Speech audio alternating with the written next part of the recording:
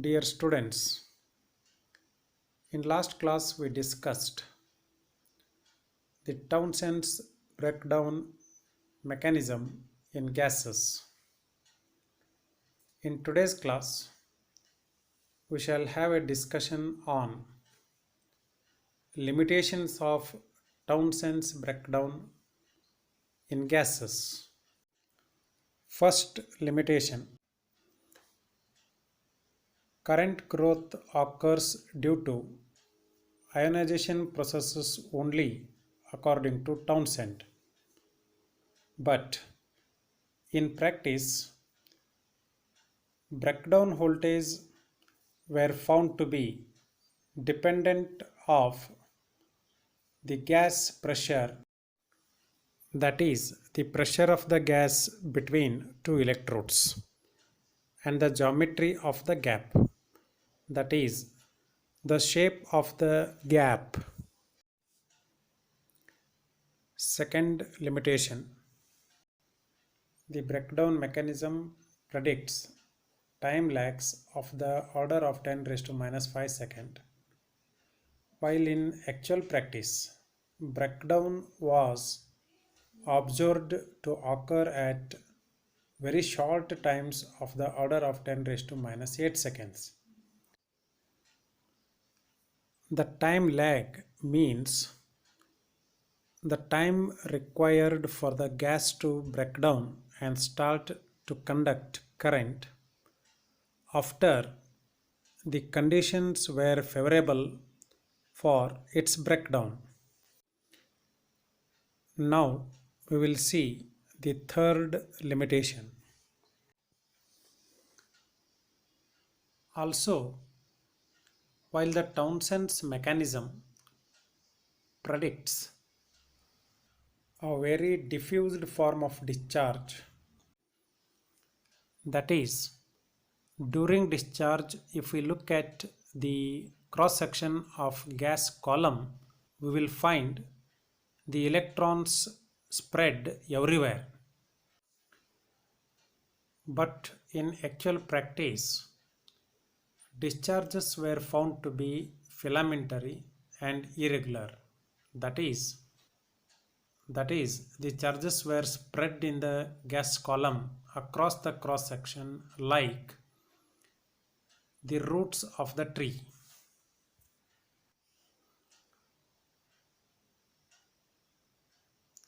In or around 1940, Rather and Meek and Loeb independently proposed the streamer theory, which explained the breakdown mechanism in gas better than Townsend's theory.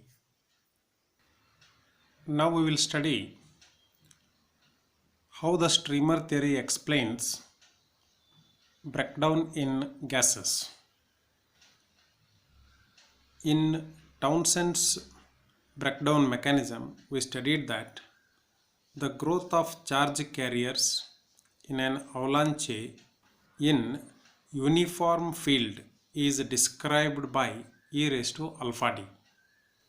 According to streamer theory, this is valid only as long as the influence of the space charge due to ions is very small compared to the applied field. That is, if we consider the gas medium between the two electrodes, like here,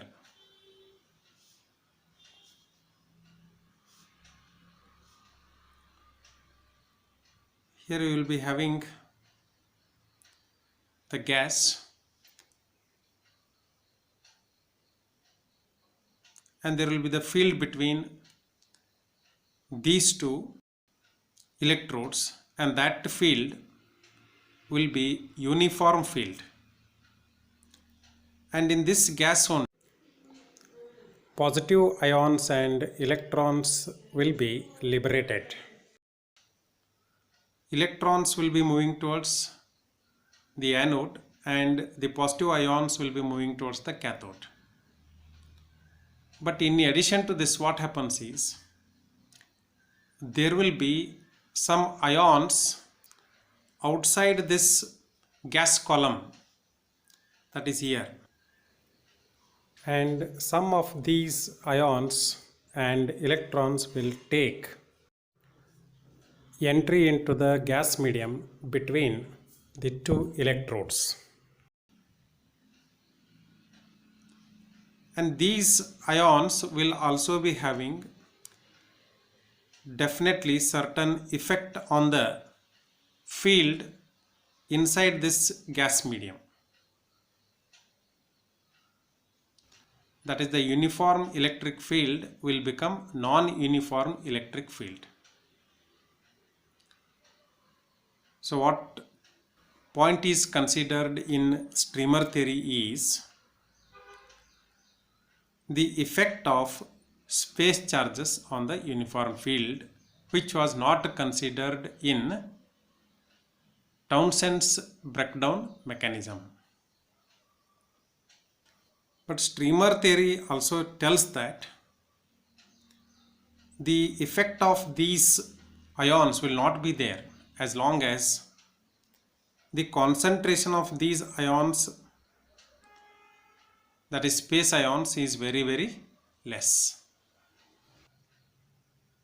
When charge concentration is between 10 to the power 6 and 10 to the power 8, the growth of the avalanche is weak.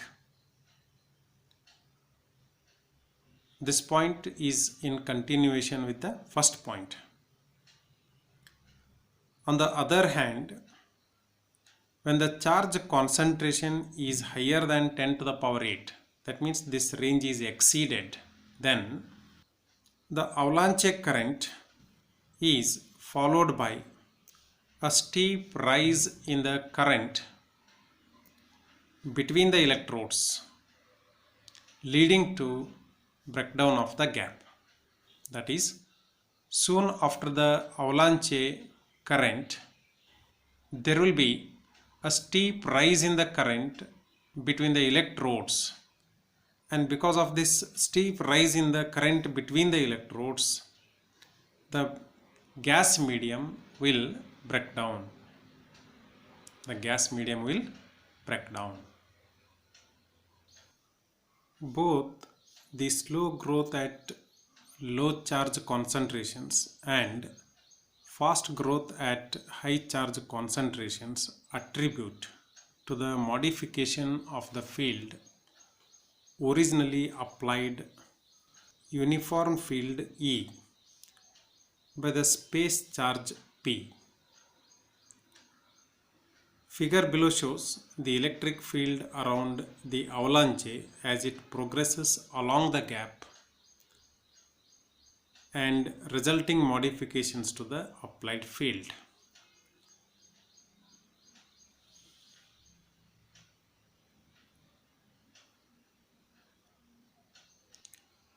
In this figure, you can see cathode and anode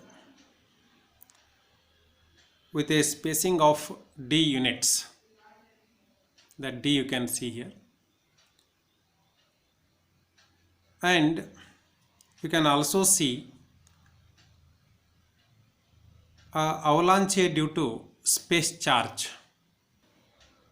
Here I have considered, for simplicity, all electrons together as one spherical volume and all the positive ions also as one small spherical volume. Now, the portion of the avalanche to the right of the center of sphere having electrons is called top of avalanche, and portion of the avalanche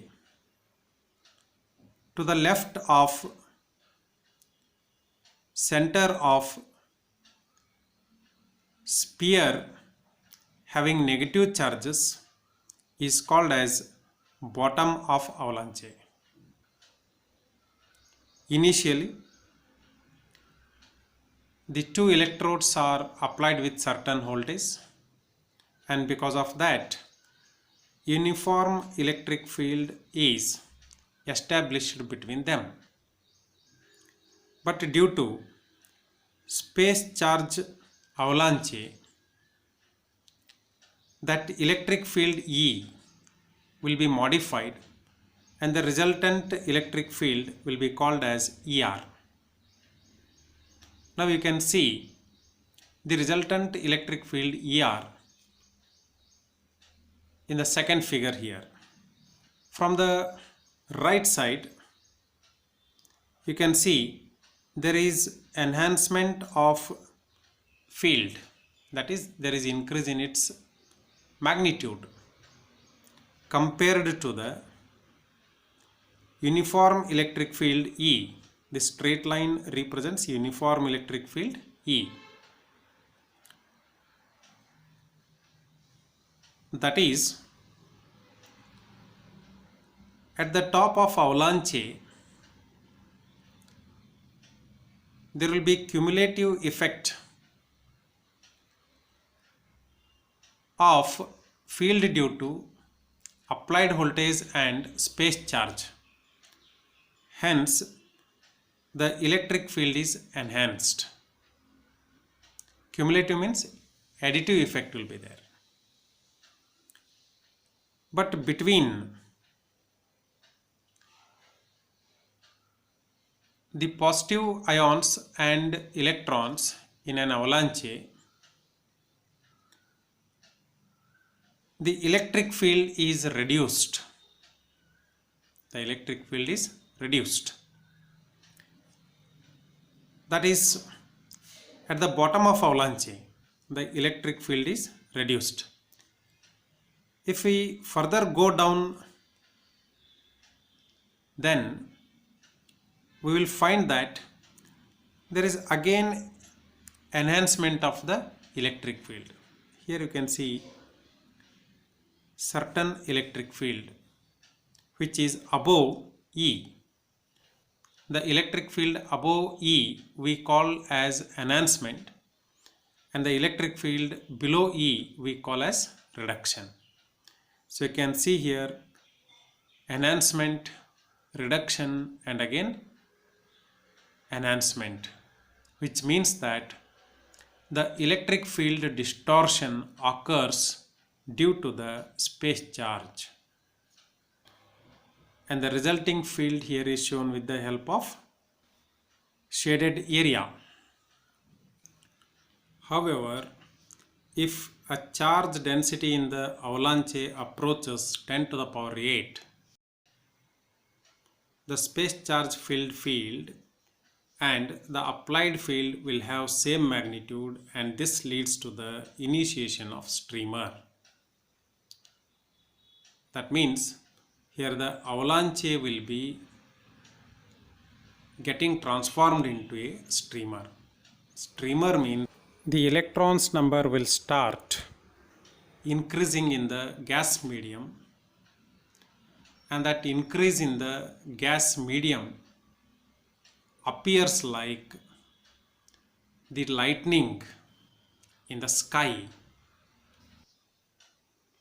When the avalanche in the gap reaches a critical size, that is 10 to the power 8, the combined effect of applied electric field and the space charge electric field cause intense ionization and excitation of the gas particles in front of the avalanche.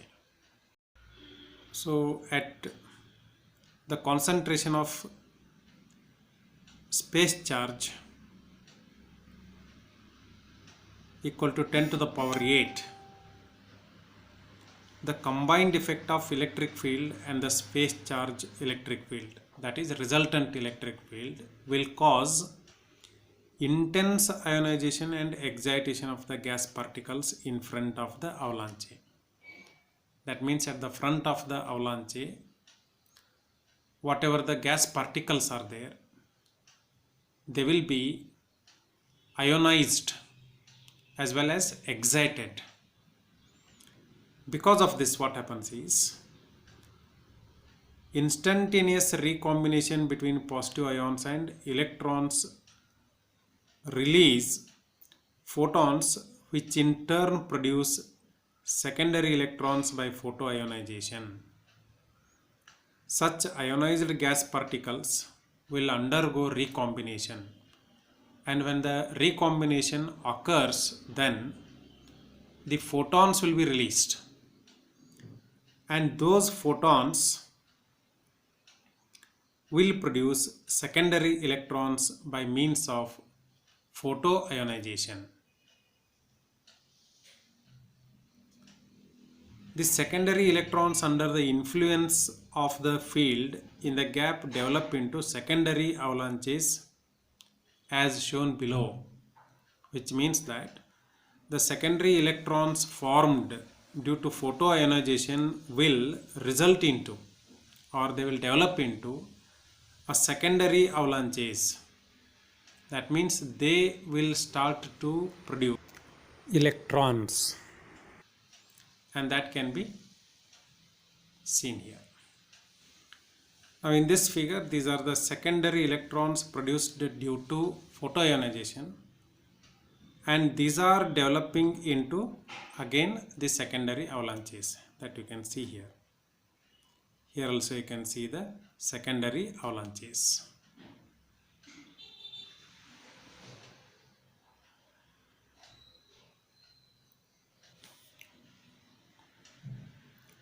On the basis of experimental observations, Reither proposed an empirical formula for the streamer spark criterion of the form alpha xc equal to 17.7 plus natural logarithm of xc plus natural logarithm of er by e, where alpha is Townsend's first coefficient and xc is the length of the avalanche path in the field direction when it reaches the critical size. The condition for the transition from the avalanche to streamer assumes that the space charge field approaches the externally applied field E equal to ER.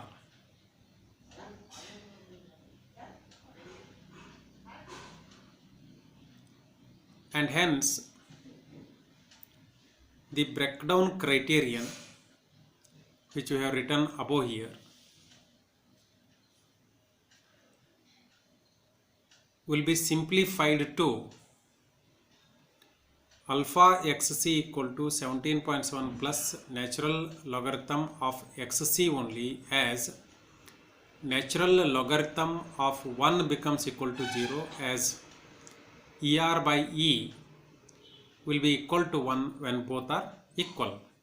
That is,